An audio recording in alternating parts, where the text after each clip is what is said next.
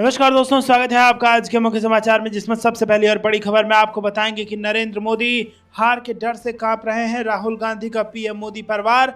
दूसरी खबर में जिक्र होगा कि चुनाव आयोग ने पीएम की स्पीच के खिलाफ शुरू कर दी है जांच। बांसवाड़ा में कहा था कांग्रेस आई तो आपकी संपत्ति ज्यादा बच्चे वालों में बांट देगी। तीसरी खबर में आपको बताएंगे कि एससी एसटी ओबीसी से आरक्षण छीन रहे पीएम मोदी, तेजस्वी फिर बोले संविधान और लोकतंत्र खत्म करना चाहते हैं। खबर में आगे आपको बताएंगे कि हैरान पीएम, बीजेपी मुश्किल में, जयराम रमेश बोले हमारे घोषणा पत्र को सांप्रदायिक एंगल देने की कोशिश। और खबर में आगे बताएंगे कि वायनाड में प्रियंका गांधी का वार, लगाया मोदी सरकार पर वास्तविक मुद्दों से ध्यान भटकाने का आरोप। दोस्तों, इसी प्रकार की तमाम बड़ी खबरें आपके लिए लेके आए हैं, लेकिन उससे पहले अगर आपको भी ऐसा लगता है कि 2024 के इस लोकसभा चुनाव में आने जा रहा है बड़ा बदलाव, तो वीडियो को कीजिए लाइक और चैनल को सब्सक्राइब करके बेल आइकन दबाकर कमेंट में लिखिए जय हिंद। रुक करते हैं सबसे पहली और बड़ी खबर की तरफ, जहां पर आपको बता दें दोस्तों कि राहुल गांधी ने पीएम मोदी पर किया तगड़ा हमला और कहा है कि नरेंद्र मोदी हार के डर से कांप रहे हैं। जी हां दोस्तों, लोकसभा चुनाव 2024 के लिए दूसरे चरण की वोटिंग शुक्रवार को हो रही है और राजनीतिक दलों के नेता एक दूसरे पर वार पलटवार कर रहे हैं। इसी क्रम में कांग्रेस के पूर्व अध्यक्ष राहुल गांधी ने प्रधानमंत्री मोदी पर हमला करते हुए कहा कि वो डर के मारे कांप रहे हैं और जानते हैं कि ये इलेक्शन वो हारने वाले हैं, इसलिए झूठ बोल रहे हैं। सोशल मीडिया प्लेटफॉर्म एक्स पर उन्होंने एक वीडियो शेयर करते हुए कहा कि नरेंद्र मोदी हार के डर से कांप रहे हैं, इसीलिए वो लगातार एक के बाद एक झूठ बोल रहे हैं। वो जानते हैं कि हिंदुस्तान की जनता समझ गई है कि नरेंद्र मोदी अरबपतियों के नेता हैं, गरीबों के नहीं। वो जानते हैं कि हिंदुस्तान की जनता संविधान की रक्षा के लिए खड़ी हो गई है। वो जानते हैं कि इलेक्शन उनके हाथ से निकल गया है। राहुल गांधी ने आगे कहा कि इलेक्टोरल बॉन्ड में इतनी चोरी हुई है कि इलेक्शन के बाद उनकी मुश्किल हो जाएगी। जैसे ही मैंने देश के एक्सरे के बात की तो नरेंद्र मोदी कांपने लगे। उनकी आदत है, जैसे ही उनको डर लगने लगता है वो झूठ बोलना शुरू कर देते हैं। वो कभी पाकिस्तान की बात करेंगे तो कभी चीन, तो एक के बाद एक झूठ बोले जा रहे हैं, मगर इस बार निकल नहीं पाएंगे। रुक करते हैं अगली ब्रेकिंग न्यूज़ की तरफ। बांसवाड़ा में कहा था कांग्रेस आई तो आपकी संपत्ति ज्यादा बच्चे वालों को बांट देगी और अब चुनाव आयोग ने पीएम मोदी की स्पीच के खिलाफ जांच शुरू की। जी हाँ दोस्तों, आपको बता दें कि इलेक्शन कमीशन ने प्रधानमंत्री नरेंद्र मोदी के बांसवाड़ा में दिए गए बयान की जांच शुरू कर दी है। पीएम मोदी ने राजस्थान के बांसवाड़ा में कहा था कि अगर कांग्रेस सत्ता में आई तो लोगों की संपत्ति को ज्यादा बच्चे वालों में बांट देगी। साथ ही पीएम ने पूर्व प्रधानमंत्री मनमोहन सिंह की उस टिप्पणी का भी जिक्र किया जिसमें उन्होंने कहा था कि देश के संसाधनों पर पहला अधिकार अल्पसंख्यकों का है। पीएम के इस बयान के खिलाफ कांग्रेस और सीपीआईएम ने चुनाव आयोग में अलग अलग शिकायतें दर्ज कराई थी। कांग्रेस ने इलेक्शन कमीशन से अपील की थी कि पीएम मोदी के संपत्ति का बंटवारा वाले बयान पर एक्शन ले और कांग्रेस ने इस बयान को विभाजनकारी, दुर्भावना से भरा और समुदाय विशेष को टारगेट करने वाला बताया था। वहीं सीपीआईएम के जनरल सेक्रेटरी सीताराम येचुरी ने भी एक पोस्ट में इलेक्शन कमीशन से अपील की थी कि इस शिकायत पर ध्यान दें और पीएम मोदी और भाजपा के खिलाफ एक्शन लें। उन्होंने इस मामले में एफआईआर दर्ज की जाने की मांग भी की थी। दोस्तों, आपको बता दें कि राजस्थान के बांसवाड़ा में रविवार को पीएम मोदी ने कहा कि अगर कांग्रेस की सरकार बनेगी तो हर एक की प्रॉपर्टी का सर्वे किया जाएगा, हमारी बहनों के पास सोना कितना है इसकी जांच की जाएगी और चांदी का हिसाब लगाया जाएगा। रुक करते हैं अगली बड़ी खबर की तरफ। एससी एसटी ओबीसी से आरक्षण छीन रहे पीएम मोदी, तेजस्वी फिर बोले संविधान और लोकतंत्र खत्म करना चाहते हैं। जी हाँ दोस्तों, आपको बता दें कि बिहार में लोकसभा चुनाव को लेकर वार पलटवार और आरोप प्रत्यारोप का दौर तेज होता जा रहा है। एनडीए इंडिया गठबंधन के नेता एक दूसरे को राजनीतिक पटखनी देने में पूरी ऊर्जा से लगे हैं और गुरुवार को बिहार विधानसभा में नेता प्रतिपक्ष और लालू प्रसाद यादव के बेटे तेजस्वी यादव ने लगातार दूसरे दिन प्रधानमंत्री मोदी पर पलटवार किया। तेजस्वी यादव ने प्रधानमंत्री नरेंद्र मोदी से सवाल किया कि आप संविधान और लोकतंत्र को समाप्त क्यों करना चाहते हैं। बुधवार को बीजेपी के प्रदेश अध्यक्ष और नीतीश सरकार के डिप्टी सीएम सम्राट चौधरी ने इंडिया गठबंधन पर यही आरोप लगाया था।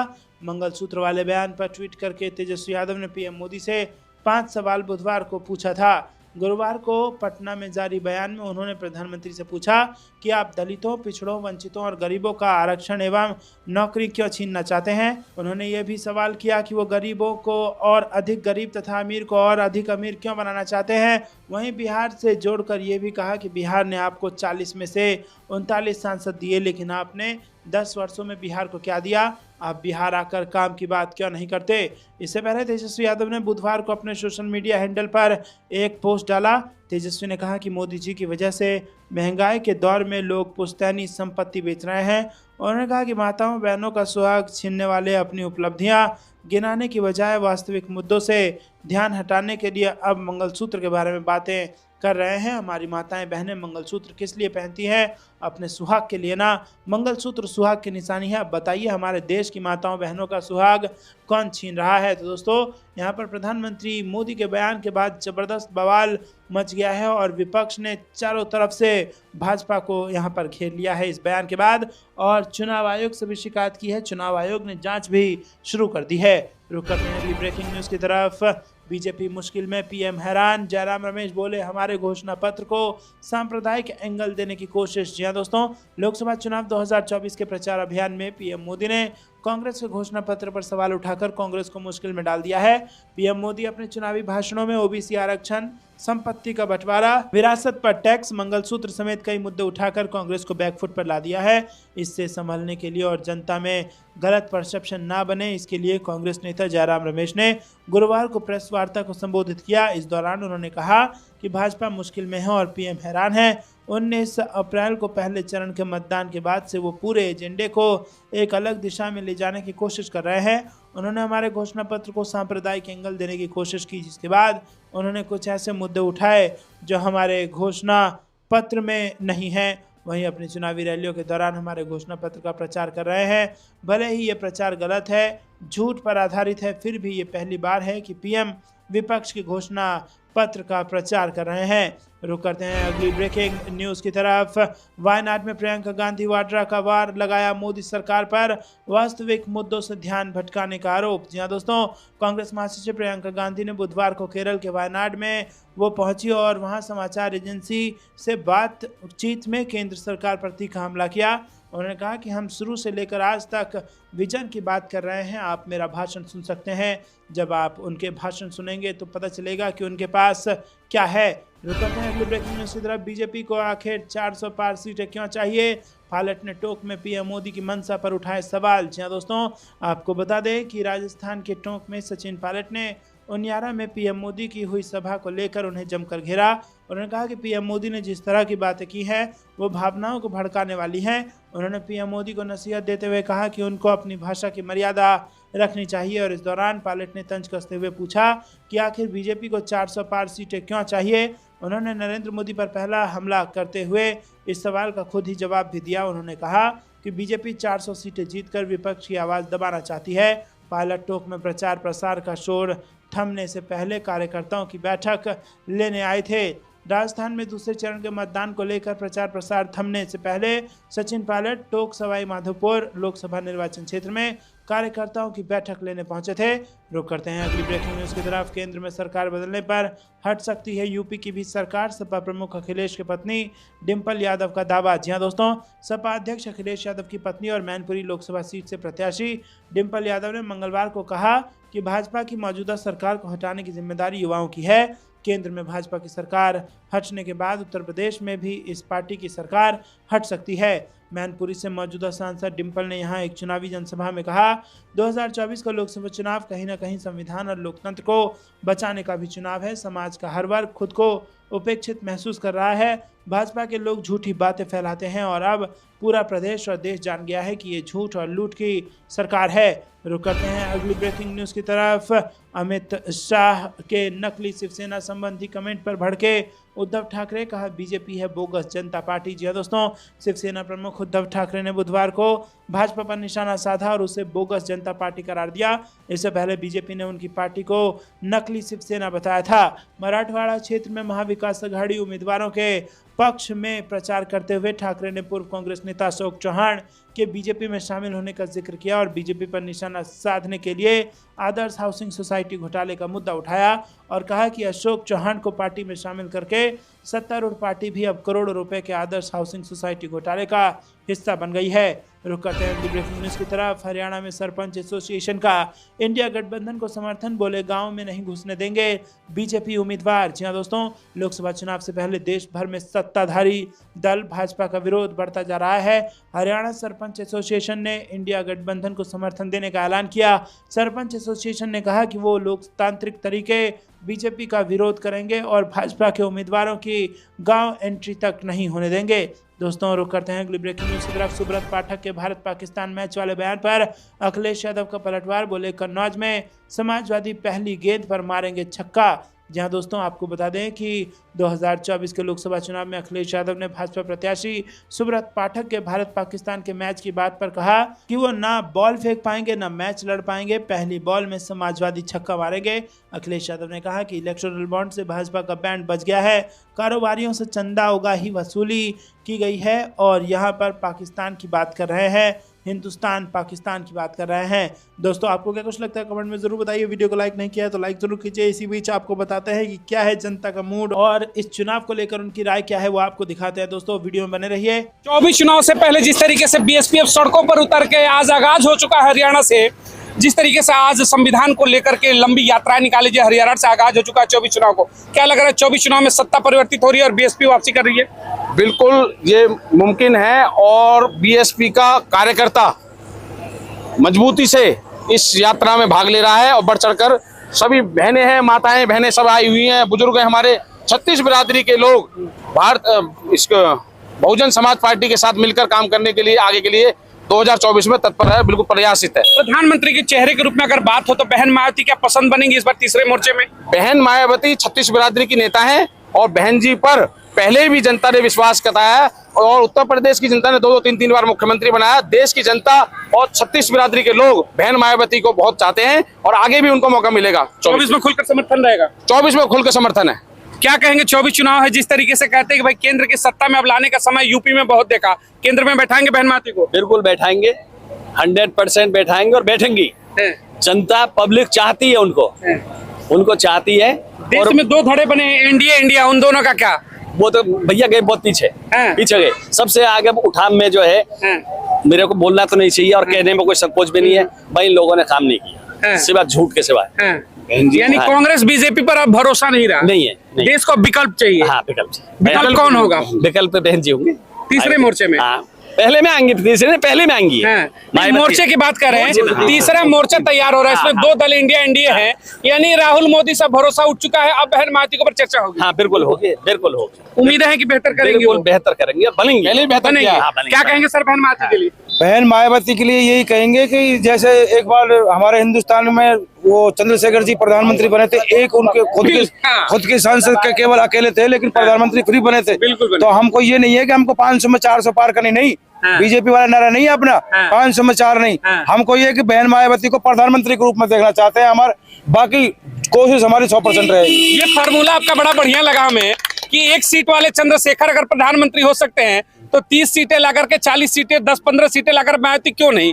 यही आत्म दृढ़ विश्वास हमारे अंदर है और इसीलिए लोग अब आपके सामने देख लेना, आप जहाँ से भी आ रहे हो, जहाँ तक भी यात्रा खत्म होगी, लोग सड़कों पर, यानी पब्लिक का समर्थन मिल रहा है। पब्लिक का समर्थन अब आपको जमीन से मिल रहा है, जमीन से मिल रहा है और जमीन से मिला हुआ समर्थन आपको आर पार करता है।